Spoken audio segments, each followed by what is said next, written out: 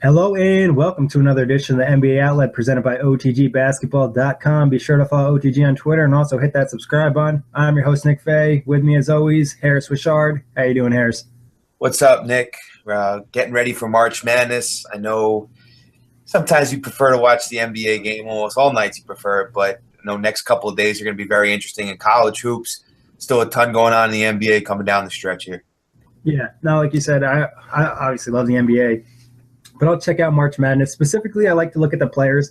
I'll do a lot of reading about draft prospects at this time, so I kind of get a feel for them and kind of see their game. I'll especially check out the later rounds, but it's pretty interesting. But we got a cool promotion going on at OTG. We're having our own OTG March Madness Signature Challenge giveaway. So what it is we're giving away 3 autographed NBA cards: Frank Kaminsky, Kelly Oubre Jr., and Dwight Powell. So young guys, they do have potential, so these cards could have value in the future. All you have to do is join our group on ESPN.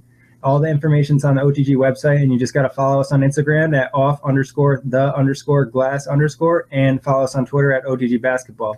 So it's really easy. It's free. You don't have to do anything but put a bracket in. And there's first place for the cards that I mentioned. And then second place, we're going to have another card, just going to be a jersey card, so it'll have a piece of a player's jersey in it. And then third place, we're just going to hand out some rookie cards. So check it out. It's free.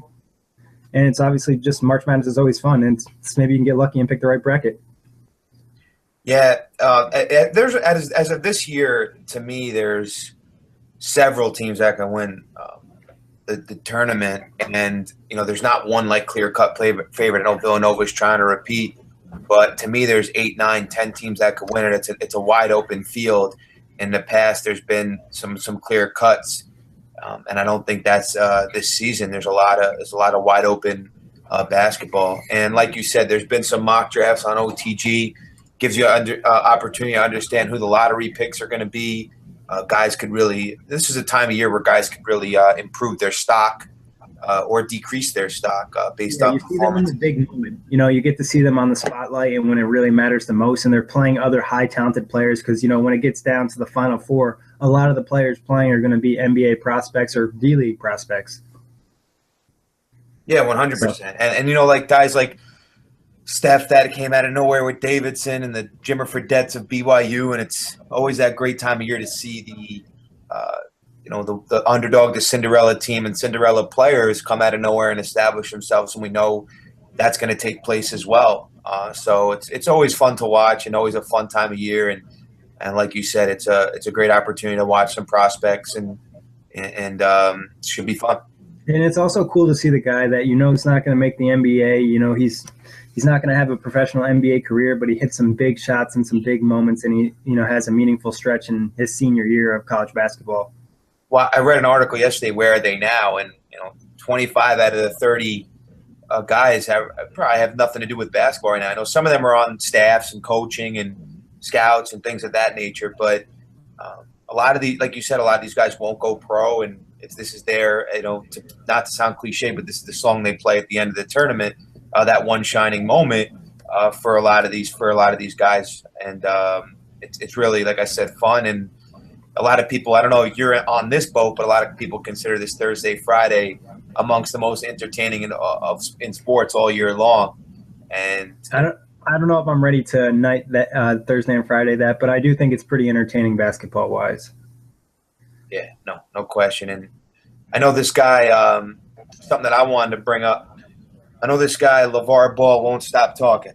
Oh my God.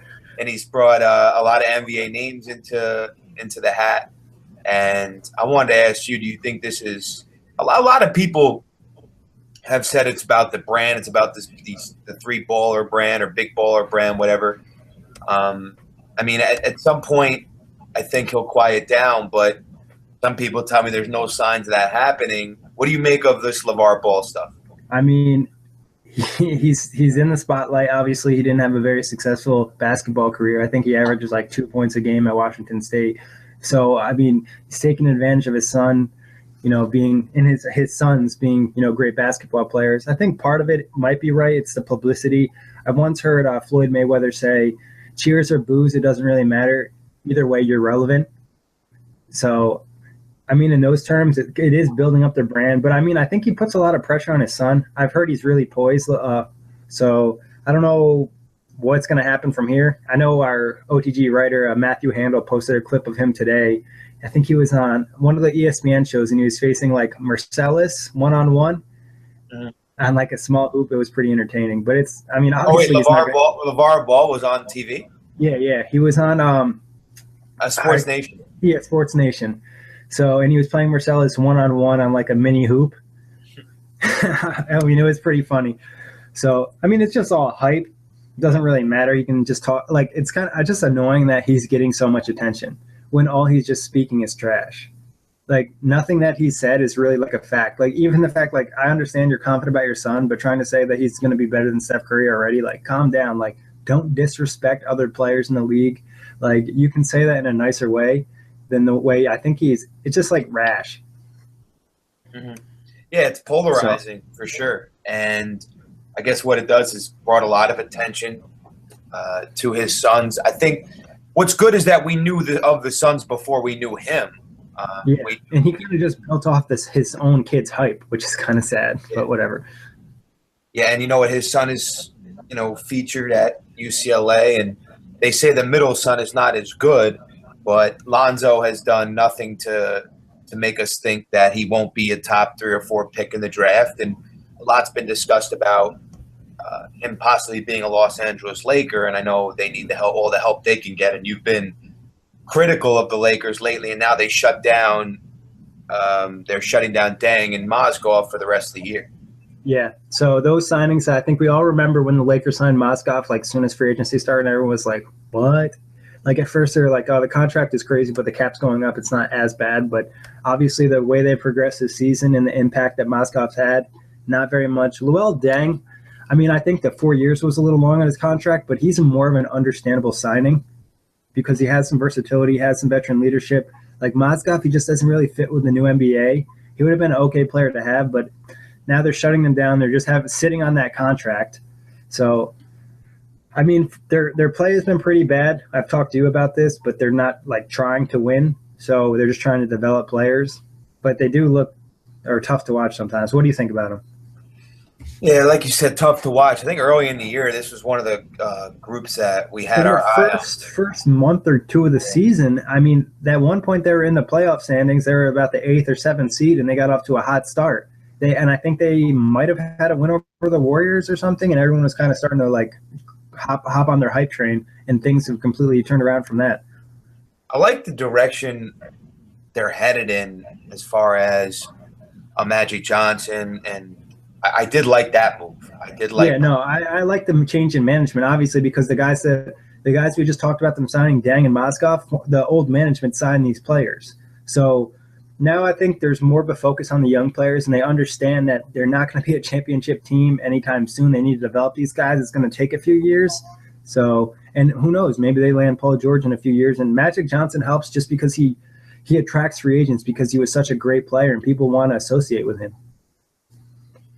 Yeah, 100%. And I've always said that Walton was the right man for this job. The jury is still out on that as far as this season goes. But I like what I saw at times. I mean, he's given the young guys an opportunity to develop. Now they have 15 games left. They're, like you said, they're shutting down the vets, and they're going to give the young guys an opportunity. And this team has given young guys opportunities for a couple seasons now. I know Laker Nation might get a little impatient, but they have the top 3 protected pick, and it looks like that's probably around the area they'll fall. And a lot of players will be on display in this tournament that they'll have their eyes on. Yeah, for sure. If you had to rank, the key young pieces for the Lakers, D'Angelo Russell, Jordan Clarkson, Brandon Ingram, and Julius Randle, and even Ivica Zubac, how would you rank them in order of who do you think is going to have the biggest career? I think, and I've always been high on Clarkson, but I think Randall has the most upside.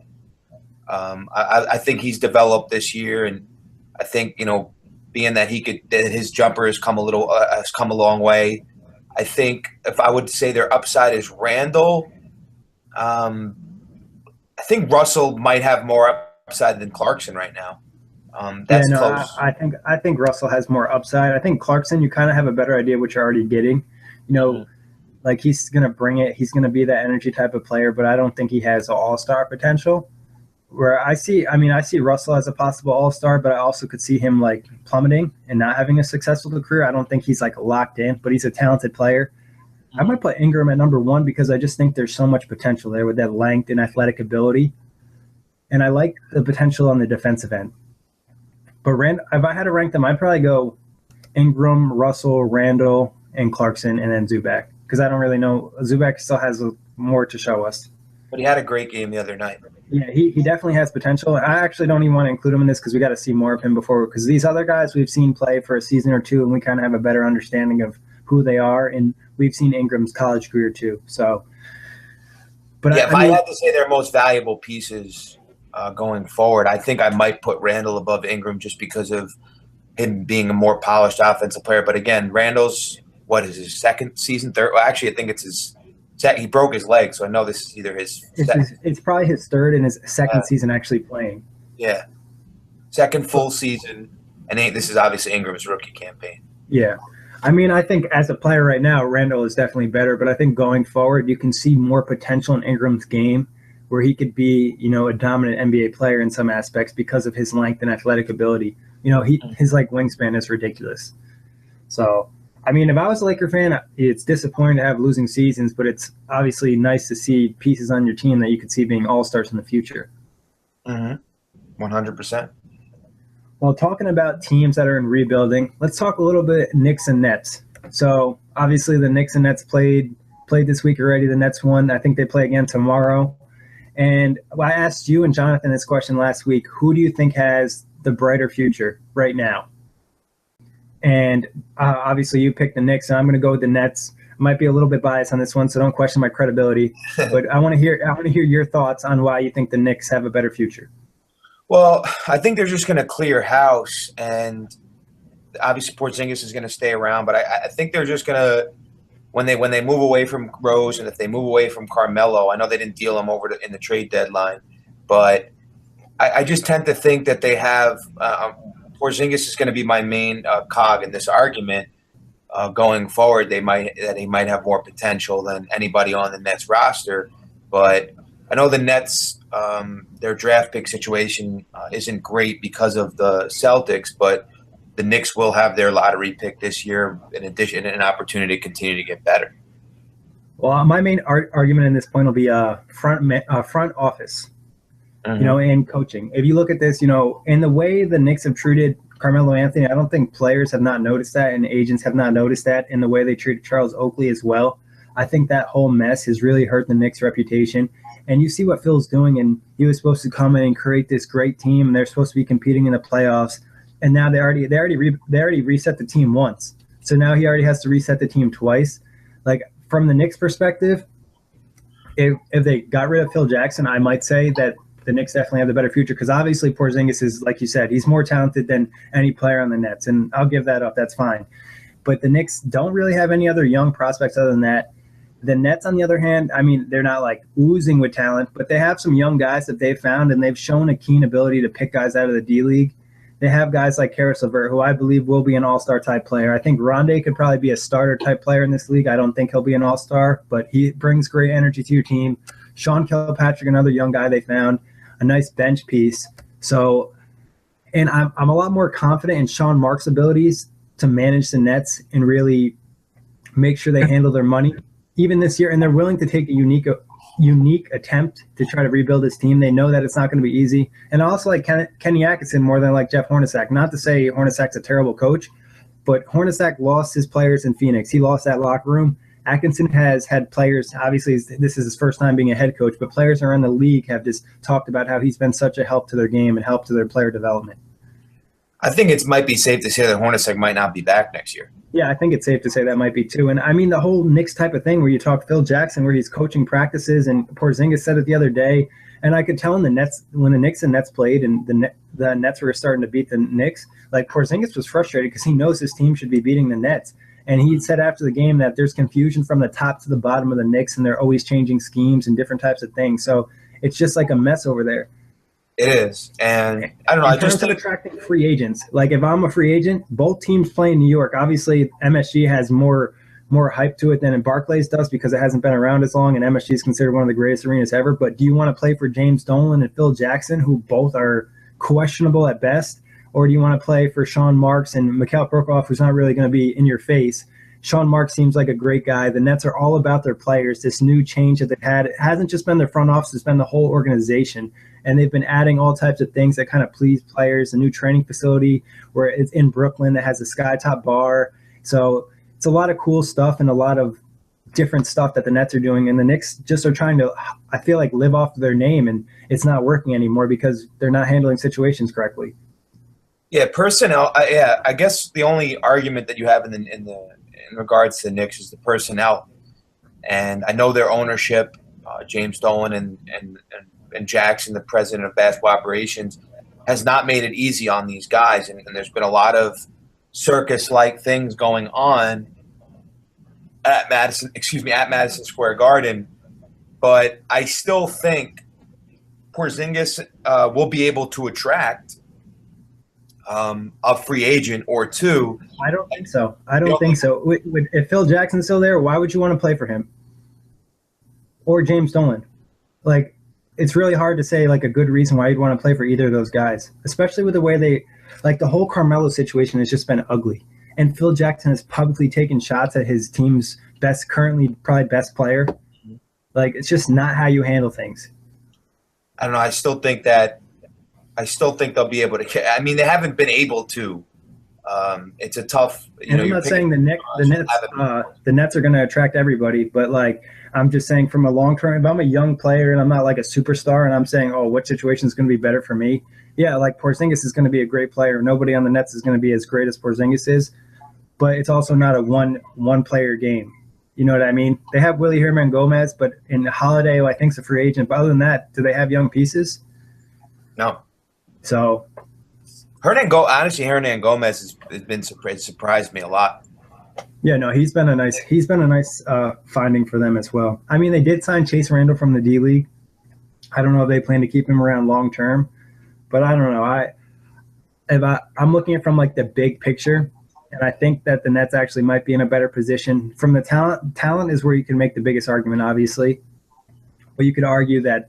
Then, like you said, the Knicks could get rid of D Rose. They'll be probably trying to move Carmelo Anthony if he takes away his no trade clause. So a lot of stuff. I think free agency will be interesting this year. The Nets really need to pick up at least one decent player to help get that progress going. But the nice thing is they have 2 draft picks this year. They're not their own, but hopefully they can do something in this deep draft.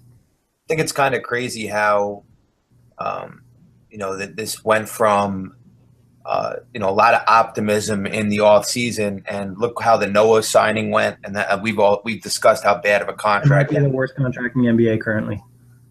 Yeah, and the Rose contract, obviously only 1 year, but there's a lot of optimism in their 14 games under 500.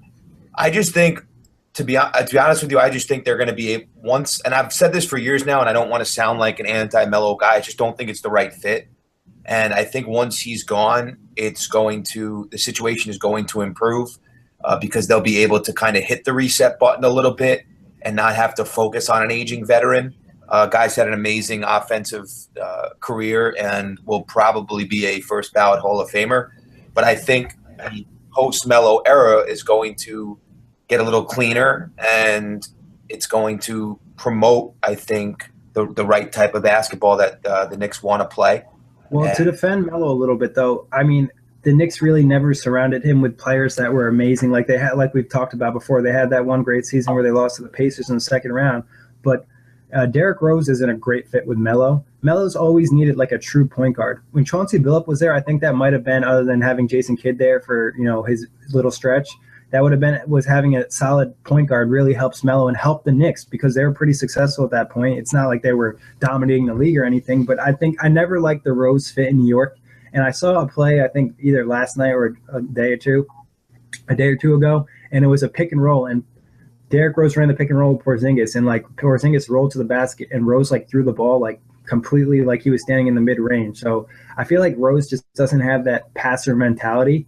not saying he's a bad player, but I mean, I just don't think his role fit well with the Knicks. And as a true point guard, when you have players, like I've said before, you have players like Porzingis and Carmelo, both guys who probably could average over 20 a game, and you have another point guard who wants to average 20 a game, but he's not at that anymore, and he doesn't distribute right. I just never thought that really clicked. That's why I never really bit on that super hype Knicks, like a hype in the offseason. Yeah, I thought they'd be a playoff team, but I never thought they'd be a top 4 seed like people were saying. Yeah, no, it's definitely been a disappointment. And you look at it like we both agreed that Rubio would have been a nice fit, and I think that's why Minnesota kind of backed away from that deal. And the young boy has 29. He had 19 assists the other night. Yeah, I think he had 19 assists. He had like 10 in the first quarter. He had himself a night after I was talking bad about him, saying he can't shoot. But I still feel that way. So don't look now. But those Timberwolves, maybe they'll 7-3 in their last 10. I know Denver's been playing decent basketball too, but they got blown out. We talked about it. We'd love to see the T-Wolves in there. I'd love to see Andrew Wiggins and Karl Anthony Towns get their feet wet in the playoffs. And I think it's still have some ground to make up, but yeah, for sure. I mean, I think it's doable. I don't know if they'll do it because they're obviously a young team and inconsistent. And like we said, Denver's playing really good. They got Nikola Jokic running the show over there. And the funny thing about Denver is they're still playing some of their young players. Like Jamal Murray had himself a nice game the other night, and some of these young guys are still getting minutes and they're winning games. And if they make the postseason with these young guys playing and getting minutes in the postseason, playing the clutch minutes too, that's huge for their development. Definitely. I've been impressed with what I've seen from Denver. I still think that Portland has a decent opportunity to grab that 8 spot. But I've told you, if I had to pick, I'd love to see the Timberwolves and Towns and those boys in there, and to get, like you said, to get their feet wet in the postseason. Yeah, for sure. And I mean, like Portland, I was starting to be like, oh yeah, it looks like Portland's starting to get hot. Dame Lillard had a few big games, and then they get killed last night by the Pelicans. So they're just like their inconsistency, and they just don't have that same energy that they had last year. They were such underdogs last season, and to get where they got was so big. And now this year to not even make the playoffs after, I mean, a lot of us had Portland as probably a top 10 team in the league going into the season, I would say, or around that range. Yeah, no, we did not expect them to take this kind of step back. What do you think? What do you attribute most of them? Well, I think defense, and I mean, last year they just had a really good year.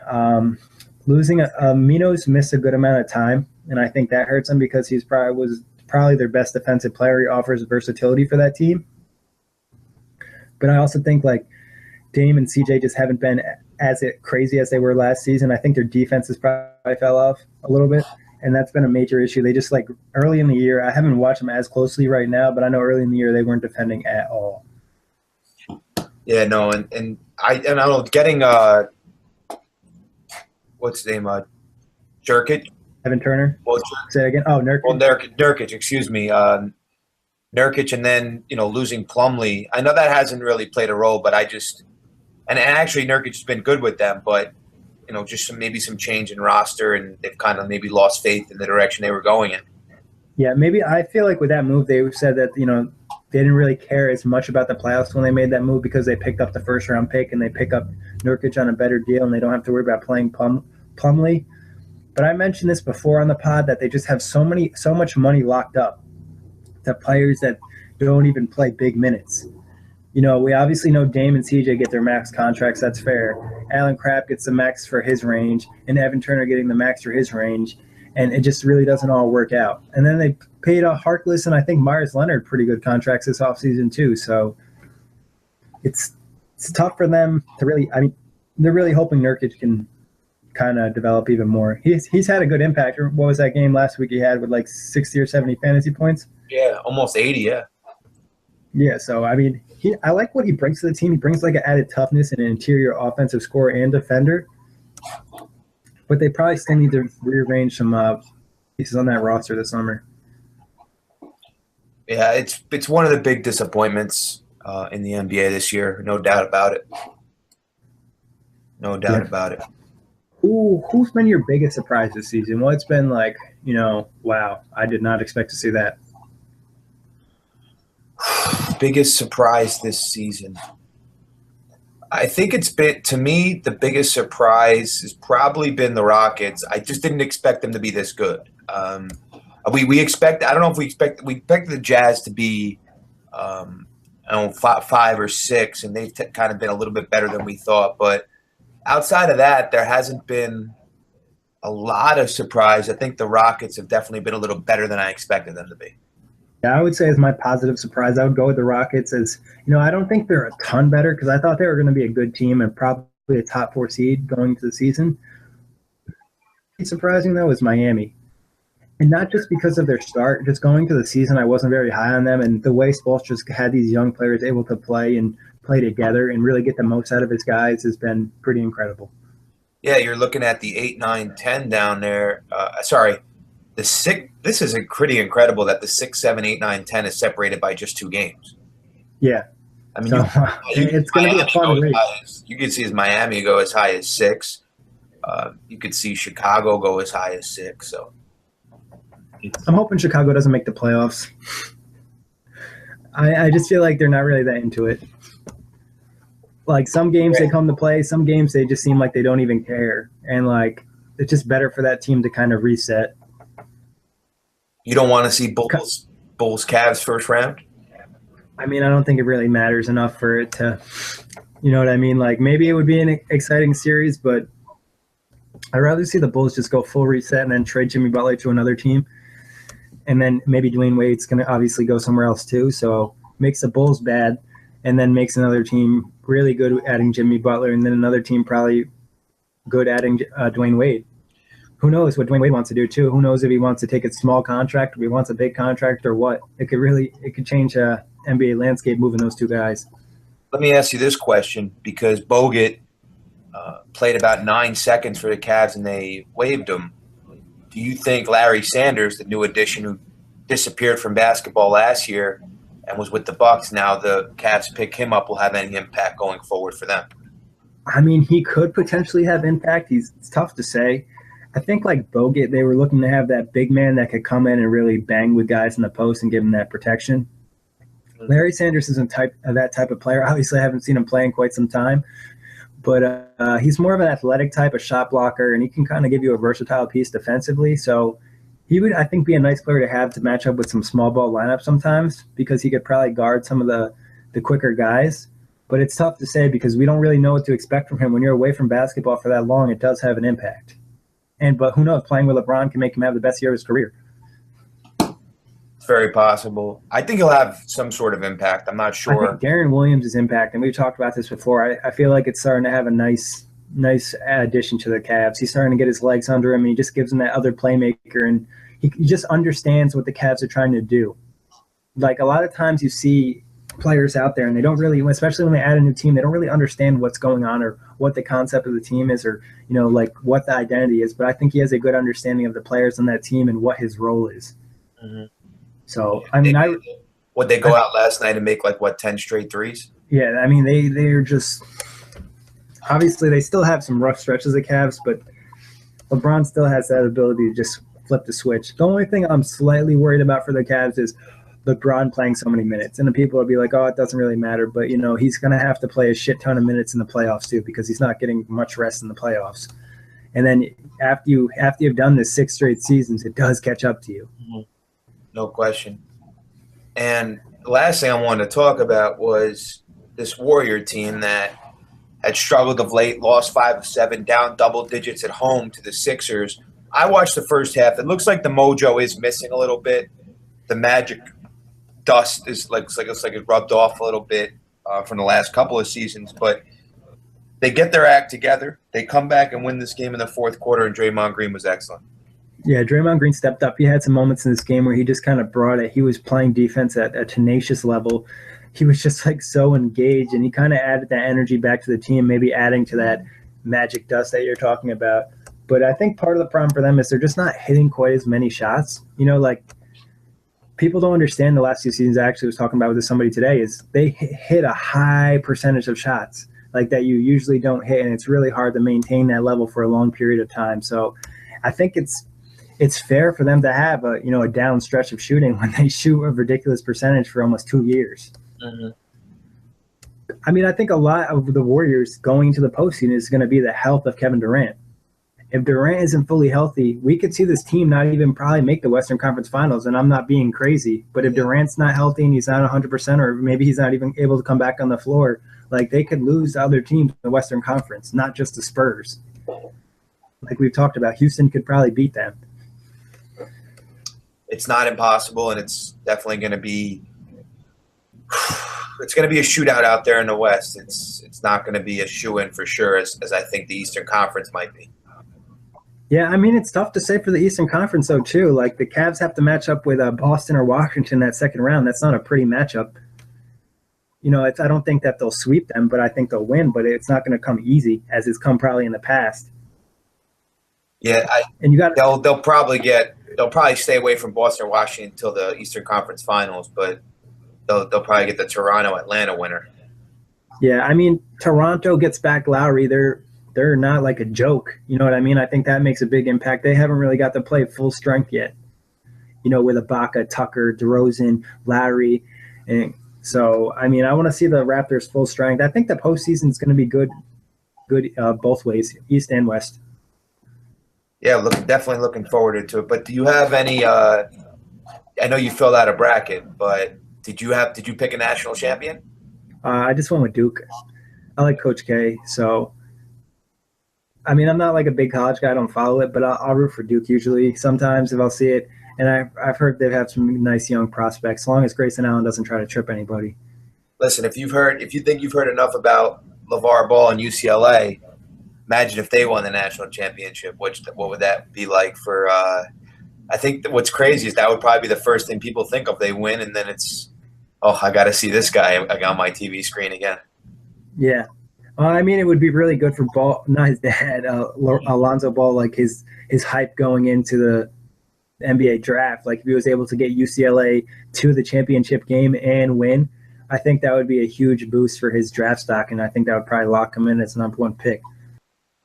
Yeah, he definitely has a chance to be the one pick. I think I've heard Jason Kidd comparisons to him with a better jump shot, but it's not the smooth-looking jump shot. It just works. Yeah, no, it's not conventional, but it gets the job done, and I think they'll go deep. I have them in the Final Four. And who's your championship? Who's your champ? I have Villanova repeating right now. I've been going back and forth, but who's you've been going back and forth with? Yeah, with UCLA and Villanova, I think that might be the national championship game. That'd be pretty interesting, pretty fun. The game last year was crazy. Yeah. I'll be more in tune to check in like late games now just because of what I saw last year. I mean, there's always some crazy plays. For sure, and definitely enjoy these. I don't know how much you're going to watch it, but I consider it probably the most entertaining 2 days in sports, Thursday, Friday of the NCAA tournament. And for everybody out there, enjoy that. Enjoy the NBA games, and we'll see you over the weekend. Yeah, and don't forget to enter OTG's March Madness contest. Get you some free autograph NBA cards. And as well, make sure you subscribe to us on iTunes. As always, thanks for listening. We'll catch you on Saturday. Have a good one, guys.